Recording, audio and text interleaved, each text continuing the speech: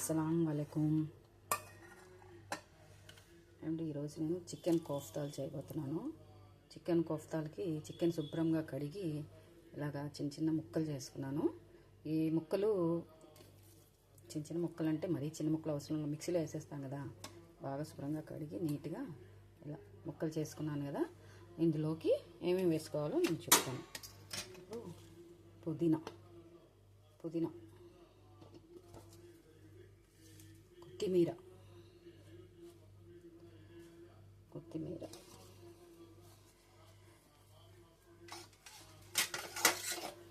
పచ్చిమిరపకాయలు,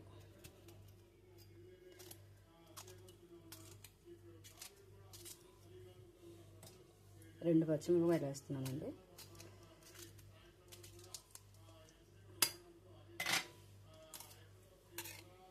అల్లం చిన్నులపాయ మసాలా 2 టేబుల్ స్పూన్లు వేస్తున్నాను.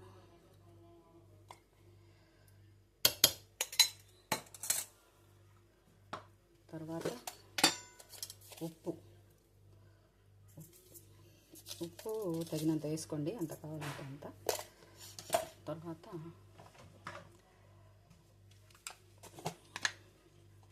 పసుపు,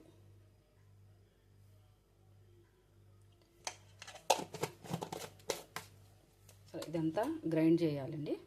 గ్రైండ్ చేసి తీసుకొస్తాను. చూడండి, ఇలాగా గ్రైండ్ చేసుకోవాలండి. మెత్తగా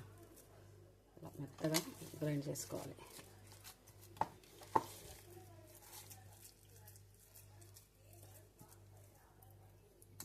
ఇది ఒక గిన్నెలోకి తీసుకుందాం.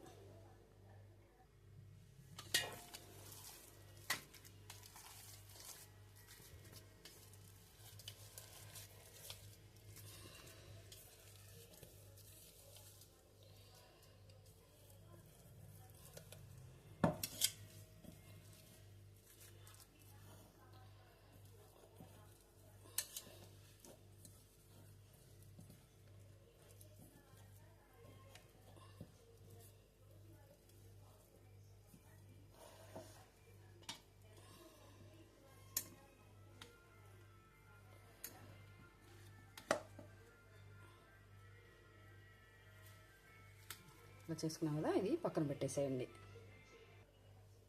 మళ్ళీ ఈ జార్లోనే పుట్నాల పప్పు, అది పుట్నాల పప్పు అంటారు, మరి తెలుగులో ఏమంటారు, మేమైతే పుటాని అంటాము. ఈ పుటానీలు ఇందులో వేసుకోవాలి. వేసుకున్న తర్వాత ఒక 4-5-6 లవంగాలండి. లవంగాలు, దాల్చిన చెక్క, మిరియాలు అన్నీ ఇందులో వేసుకున్న తర్వాత ఇందులో కూడా మళ్ళీ దీనికి సరిపడినంత సాల్ట్ అండి. సాల్ట్ మళ్ళీ తర్వాత రుచి చూసి వేసుకోవచ్చండి. సాల్ట్ తర్వాత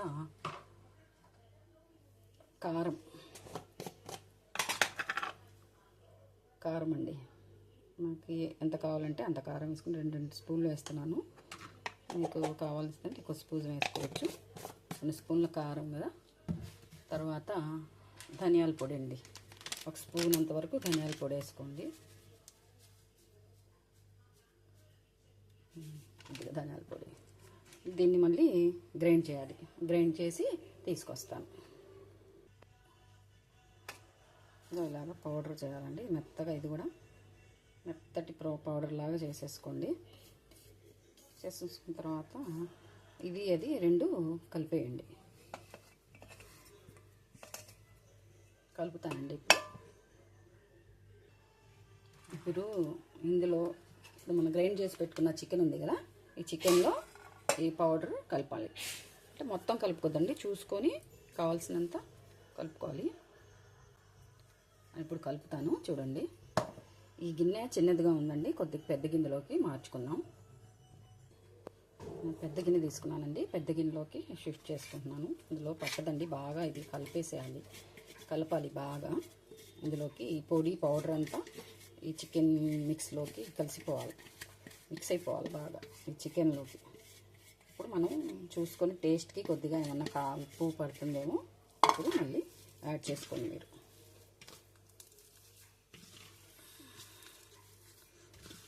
రెండు కలిపి మళ్ళీ మిక్సీ కూడా చేసుకోవచ్చు, కానీ అవసరం లేదులేండి. ఇంకా ఇలా కలిపేసుకున్నాం అనుకోండి మనం బాగా కలిసిపోతుంది.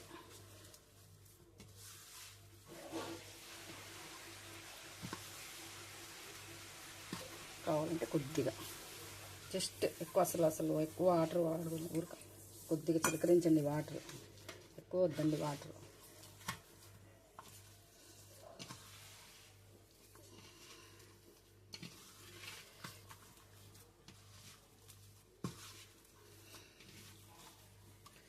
మిగతా పౌడర్ కూడా నేను యాడ్ చేస్తున్నానండి.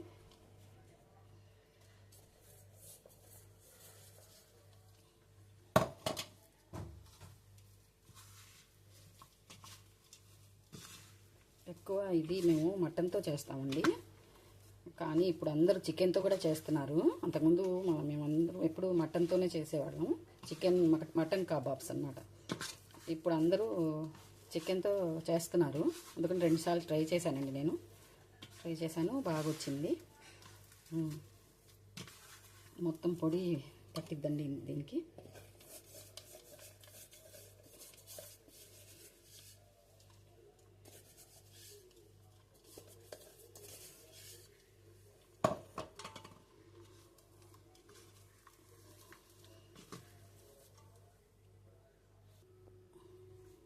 ఇలా కలిపేసుకోండి. మరీ పల్చగా చేసుకోవద్దండి, మరీ పల్చగా అయితే ఇరిగిపోతాయండి, రావు. ఇందులో పల్చగా అయిపోతే ఏం చేస్తారంటే ఒక కోడిగుడ్డు ఉంటుంది కదా, కోడిగుడ్డు పగల కొట్టేసి తెల్లసొన్న ఉంటుంది కదా, అది కలిపేసుకోండి. కలిపేసుకుంటే అప్పుడు మీకు విడిపోకుండా బాగా వస్తాయి అన్నమాట. ఇలా కలిపేసుకొని పక్కన పెట్టుకున్న తర్వాత కళాయిలో నూనె వేడి చేసుకోండి. కళాయిలో నూనె వేడి చేసుకుంటాను.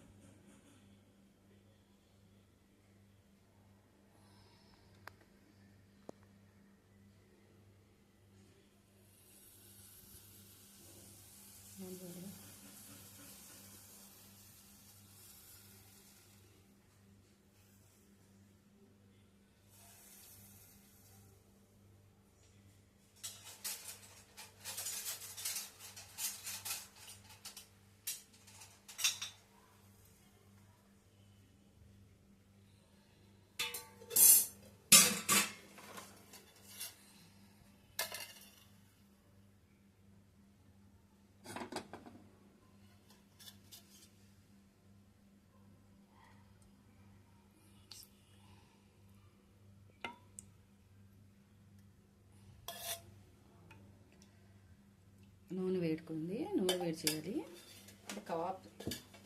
కబాబ్ కాదండి ఇది, సారీ, ఇది కోఫ్తా.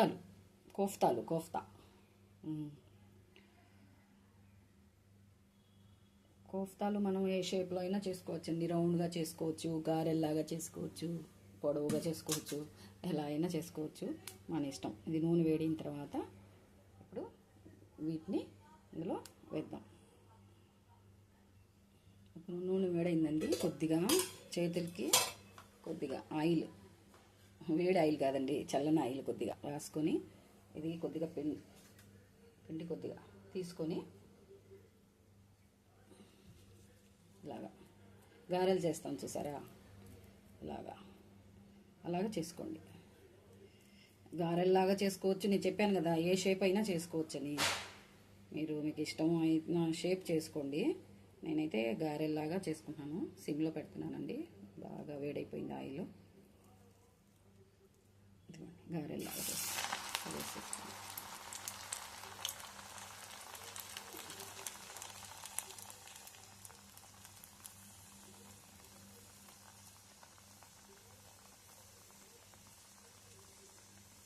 కొద్దిగా పలచగానే చేసుకోండి, ఎందుకంటే చికెన్ కదా, బాగా పచ్చిగా లేకుండా బాగా కొద్దిగా పలచగా చేసుకుంటే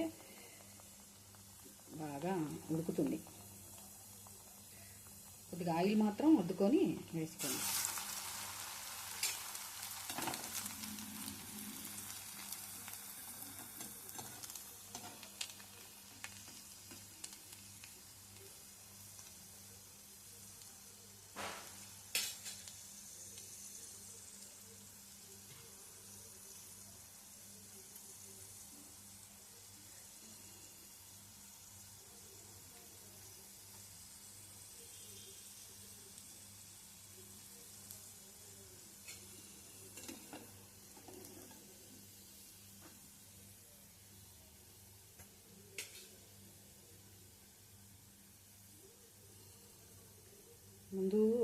పిండి వేసుకునేటప్పుడు ఒకసారి రుచి చూడండి. అంటే ఉప్పు, మనం వేసిన ఉప్పు కారాలు అవన్నీ సరిపోయినాయి. మీకు సరిపోకపోతే మళ్ళీ వేసుకోండి.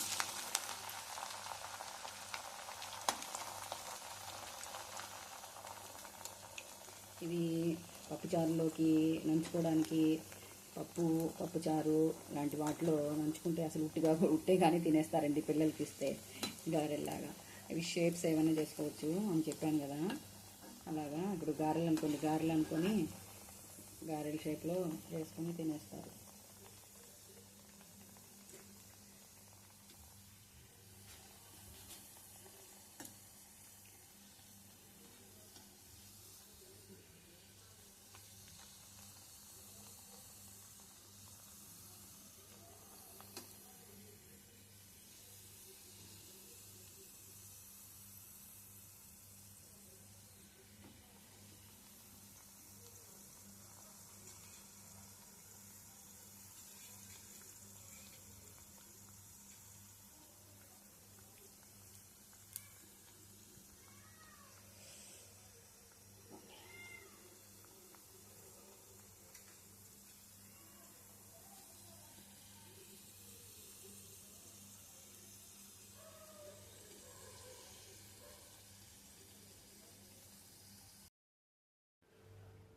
ఇదిగోండి, రెడీ అయిపోయినాయి చూడండి.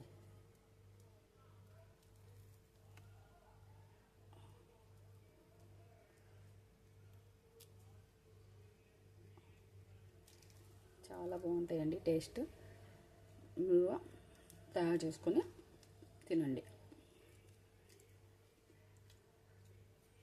ఓకే అండి, బాయ్ అండి. నచ్చితే లైక్ చేయండి, షేర్ చేయండి. చాలా బాగుంటాయండి.